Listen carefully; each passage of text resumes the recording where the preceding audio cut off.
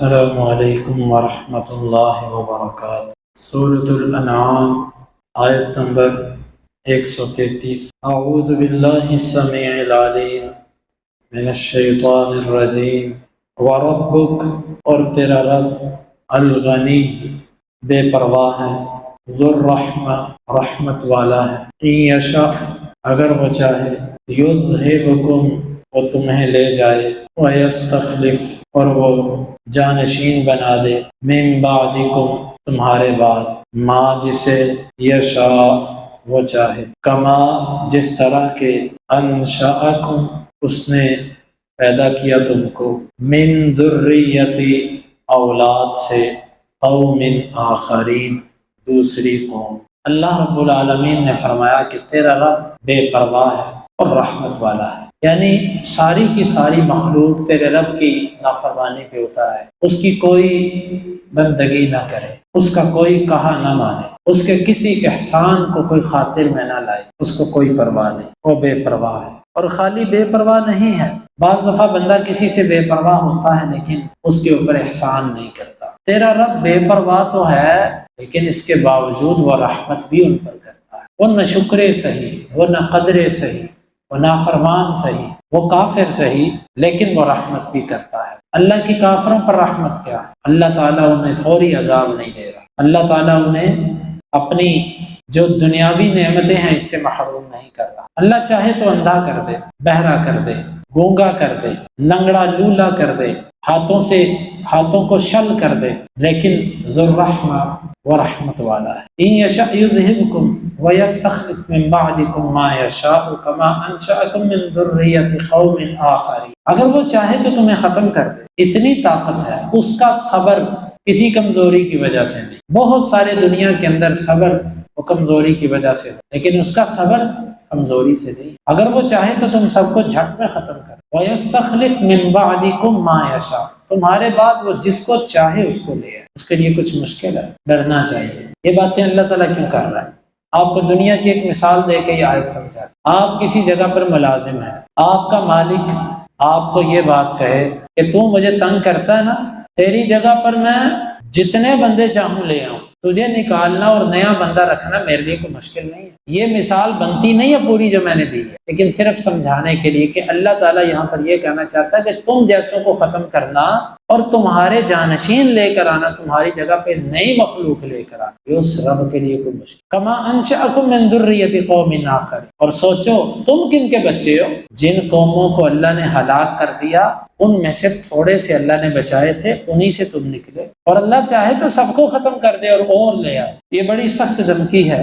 انما توعدون لآت وما انتم بمعجزین، جو تم وعدہ دیے جاتے وہ آنے والا، بس وہ عذاب، وہ جزا اور سزا، وہ مرنے کے بعد اٹھایا جانا، یہ ان قریب آنے والا، اور تم اس کو روک نہیں سکتے۔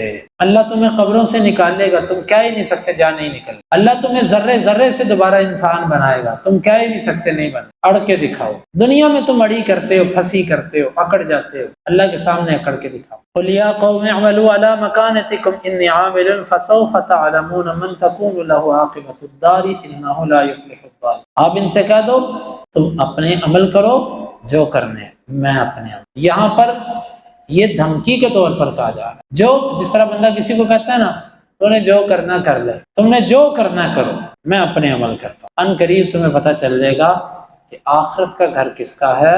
ظالم کبھی بھی فلاح نہیں، ظلم کرنے والا بندہ اس کی زندگی میں کبھی سکون نہیں آئے، چاہے وہ ظلم بندوں پر کرے، چاہے ظالم ظلم اللہ کے حقوق میں کرے، چاہے اس کے نبی کے حق میں۔ وَجَعَلُوا لِلَّهِ مِمَّا ذَرَأَ مِنَ الْحَرْثِ وَالْأَنْعَامِ نَصِيبًا، اللہ نے ان کے چند ظلموں کی مثالیں بیان۔ ان میں سے ایک مثال یہ ہے، اللہ کی اگائی ہوئی کھیتی، اللہ کے پیدا کیے ہوئے چوپائے، اس میں سے انہوں نے تقسیم ایسی کی، کہا ایک حصہ اللہ کا اور ایک حصہ ہمارے بزرگ۔ یہ تقسیم تم نے کیسے کی؟ اپنے ہی گمان کے مطابق، اتنا اللہ کو دے دو، اتنا بزرگوں کو دے دو۔ پہلے تو یہ تقسیم ہی ظلم، اللہ کی بنائی ہوئی تقسیم، اللہ کی بنائی ہوئی چیز اس کو غیر اللہ کے لیے وقف کر، غیر اللہ کے تقرب کے لیے دینا، یہ تو ظلم ہے۔ یہی بات ہے نا کہ تم نے اگر غیر اللہ کے نام پہ، جس کو تم اپنا داتا کہتے ہو، اگر تم نے اس کے نام پہ کوئی جانور دینا ہے تو تم وہ جانور دو جو تمہارے داتا نے پیدا کیے، میرے اللہ کے پیدا کیے ہوئے جانور تو نہ اس قبر کے اوپر جا کے چڑھاؤ، تو وہ دیکھ دو جو تمہارے بابے نے پیدا کی ہے، اس نے اگائے ہیں چاول، میرے اللہ کے پیدا کیے ہوئے تو نہ دو۔ ایک تو ان کا ظلم یہ اللہ کی پیدا کی ہوئی چیز میں تقسیم کر دی، ایک تو تقسیم کی اور دوسرا مقدار اپنی طرف سے مقرر کی، اتنا اللہ کو دیں گے اور اتنا بزرگ۔ اور اب تیسرا ظلم دیکھیے گا، فما کان لشرکائہم فلا یصل الیہ وما کان للہ فهو یصل الی شرکائہم، جو کوئی اپنے شریکوں کے لیے رکھتے، بزرگوں کے لیے رکھتے، اس میں سے کبھی ذرہ بھی اللہ کو نہ دیتے۔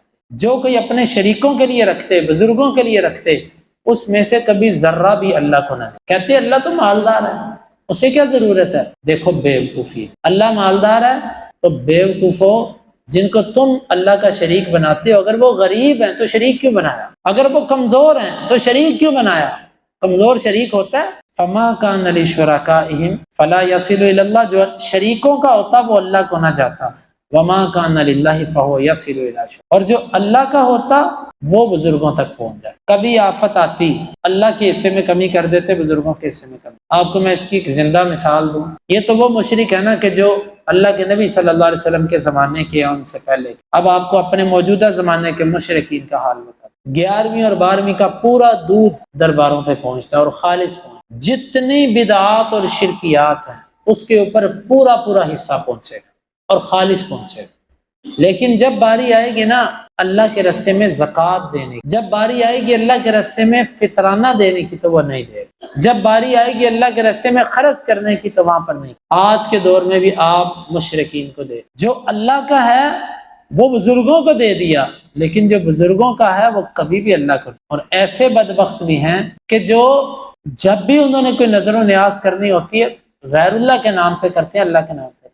ساء ما یحکمون، اللہ کہتا ہے بڑا برا ہے جو یہ فیصلہ۔ آج اگر آسان لفظوں میں سمجھیے، اللہ کے حقوق وہ لوگوں کے لیے کر دیے جائیں، اللہ کے لیے جو ہمارے اوقات ہیں زندگی میں، نمازوں کے دیگر کاموں وہ تو دے دیے جائیں غیر اللہ کو، لیکن غیر اللہ کے جو اوقات ہیں ان میں سے کبھی سوچا بھی نہ جائے کہ اللہ کو دیا۔ یہ بھی ظلم کی ایک صورت۔ وَكَذَلِكَ زَيَّنَ لِكَثِيرٍ مِّنَ الْمُشْرِكِينَ قَتْلَ أَوْلَادِهِمْ شُرَكَاؤُهُمْ لِيُرْدُوهُمْ وَلِيَلْبِسُوا عَلَيْهِمْ، جس طرح اللہ کی پیدا کی ہوئی کھیتی اور چوپایوں میں سے انہوں نے حصے بکھرے کیے نا، اسی طرح ایک اور کام بھی، مشرکوں میں سے بہت سو کی اولادوں کو قتل کرنا شیاطین نے ان کے لیے خوبصورت بنا دیا۔ مشرکین کے پاس شیطان آتا، اس کو کہتا اپنے بچے کو قتل کر دے۔ اس قتل کرنے کی 2-3 صورتیں۔ نمبر 1 غیرت کے نام پہ، اور تیری بچی ہو گئی، کل کو کوئی تیرا داماد بنے گا، تجھے اس کے سامنے سر جھکا کر رہنا پڑے گا، یا کل کو تیری کسی قوم سے جنگ ہوتی ہے، وہ تیرے خاندان پہ حملہ کرتے ہیں اور تیری لڑکیاں اٹھا کے لے جائیں گے، تیری کیا عزت، اس کو مار دے۔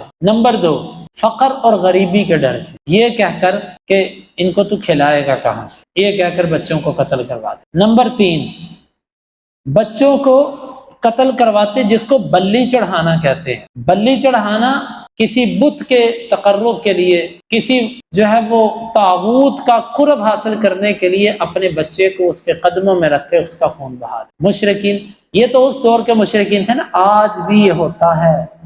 ابھی بلوچستان کے علاقوں میں اور سندھ کے بعد علاقوں میں یہ کیسز، یہ چند سال پہلے کے کیسز جو میں نے پڑھے، یہ کالے جادو والے، کالے علم والے، اور یہ مشرکین جو کفر کے درجے پر پہنچے، جو کافر ہیں پکے، ان کا یہ عمل ہوتا ہے۔ کئی دفعہ اپنا بچہ، کئی دفعہ کسی کا بچہ پکڑ کے اس کو ذبح کرتے، اس کو کہتے ہیں بلی چڑھانا۔ تو شیاطین بچوں کا قتل، اور آج کے دور میں قتل کی ایک اور صورت جس کو خاندانی منصوبہ بندی کہتے ہیں، کہ بچے کو ضائع کروا دیں۔ کیوں؟ چھوٹا خاندان زندگی آسان، زندگی مشکل ہے، حالات اچھے نہیں، غربت بڑھتی جا رہی ہے، لہذا تم یہ قتل کر دو بچوں۔ یہ شیطان کی ایک سوچ، شیطان مزین کرتا ہے ان کے لیے بچوں کا قتل۔ لیردوہم ولیلبسوا علیہم دینا، تاکہ وہ ان کو ہلاک کر دیں اور ان کے دین کو خلط ملط کر دیں ان کے اوپر، اس لیے وہ بچے قتل کروائے کہ دین کا بیڑا غرق کرے۔ وَلَوْ شَاءَ اللَّهُ مَا فَعَلُوهُ فَذَرْهُمْ وَمَا يَفْتَرُونَ، اگر اللہ چاہتا تو وہ نہ کر سکتے، اللہ زبردستی بھی ان کو روک سکتا تھا، لیکن آپ چھوڑ دیجیے۔ وَمَا يَفْتَرُونَ، جو یہ گھڑتے ہیں، جو یہ افترا باندھتے ہیں، جو یہ اللہ کے ساتھ شرک کر رہے ہیں، ان قریب اللہ ان کو پوچھ لے گا۔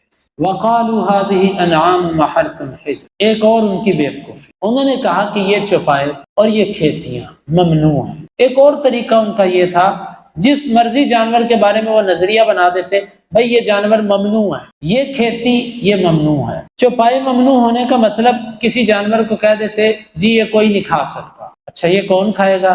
یہ جس کو ہم کہیں گے وہ کھائے۔ اچھا آپ کس کو کہتے ہو؟ فلاں دربار کے مجاور، فلاں بت کے مجاور۔ یا کسی جانور کو کہہ دیتے یہ جانور جو ہے نا یہ صرف مرد کھا سکتے، یا یہ جانور جو ہے نا یہ صرف عورتیں کھائیں، یا یہ جانور مرد اور عورت دونوں کھائیں گے اپنی طرف سے۔ یا کسی جانور کے بارے میں کہہ دینا اس کا دودھ کوئی نہیں پی سکتا، کسی کے بارے میں کہہ دینا اس پہ سواری کوئی نہیں کر سکتا، کسی کے بارے میں کہہ دینا اس کو ذبح کرتے وقت اللہ کا نام نہیں لینا۔ عجیب قسم کی شریعت سازی جس طرح کی آج کے مشرکین نے کر کئی چیزیں اپنی طرف سے۔ آپ ابھی قربانی آنے والی ہے، آپ سنیں گے جی گردے کپورے نہیں کھانے چاہیے، اوجری نہیں کھانی چاہیے، 7 چیزیں جانور کی جو ہوتی ہے نا وہ مکروہ ہوتی۔ کس نے کہا مکروہ ہے؟ آپ کی کیا اوقات کہ آپ شریعت کے اندر مداخلت کرو؟ آپ کو یہ حیثیت کس نے دی کہ آپ اللہ اور اس کے رسول کے بنائے ہوئے دین میں سے کسی چیز کو کہو کہ یہ مکروہ ہے اور یہ جائز ہے؟ یہ تو ظلم ہے اللہ اور اس کے رسول کی شریعت۔ بہت بڑی جرت ہے جو یہ لوگ کرتے ہیں۔ اسی طرح کے کام وہ کیا کرتے تھے، اور آج جتنی رسومات ہوتی ہیں کتنی باتیں مشہور کی ہوئی کہ جی 11ویں کا دودھ اگر دوہا نا، 12ویں کا دودھ اگر نہ دیا 11ویں والے کے نام پہ تو ویسے دودھ دینا بند کر دیں گے۔ کس نے کہا 11ویں کا دودھ کہیں اور دینا حرام ہے؟ یہ وہی صورتیں ہیں، یہ مت سوچیں کہ یہ اس دور کے آج مشرکین نے بڑی کہاوتیں بنا رکھی۔ گھر میں داخل ہوتے وقت نیا گھر لیا تو یہ کرو، نئی گاڑی لیا تو یہ کرو، کتنی قسم کی رسومات، شادی کی الگ رسومات ہیں، مرنے کی الگ رسومات ہیں، اور خوشی غمی کی ہر موقع کی نئی سے نئی رسمیں۔ یہ وہی تو ہے اپنی طرف سے شریعت سازی۔ اللہ تعالیٰ کہتا کہ وہ کہتے یہ جانور اور یہ کھیتیاں ممنوع ہیں، ان کو نہیں کھائے گا الا من نشاء بزعمہم، مگر وہ جس کو ہم چاہیں اپنے گمان کی۔ وانعام حرمت ظہور، اور کچھ جانور ایسے ہوتے تھے ان پر سواری حرام ہوتی تھی۔ وانعام لا یذکرون اسم اللہ علیہ افتراء علیہ، اور کچھ جانور ایسے ہوتے تھے وہ کہتے تھے اس کو ذبح کرتے ہوئے اللہ کا نام نہیں لینا۔ کیوں؟ کہ فلاں بت کے نام، افتراء علیہ، اللہ پر بہتان مار۔ کیسے؟ کہتے یہ اس کا دین ہے، یہ اس کی شریعت ہے جو اس نے ہمیں دی ہے۔ اللہ کہتا ہے سیجزیہم بما کانوا، ان قریب وہ ان کو بدلہ دے گا جو یہ افتراء بات، ان قریب وہ اس کا بدلہ۔ یہ ہے مشرکین کے شرک کی چند تمثیلات، آگے بھی ہے لیکن انشاءاللہ وہ کل کے درس میں۔ اللہ تعالیٰ سے دعا ہے اللہ تعالیٰ سمجھنے کی اور عمل کی توفیق عطا فرمائے۔ اللہم انفعنا بما علمتنا وعلمنا ما ينفعنا وزدنا علما وآخر دعوانا ان الحمد للہ۔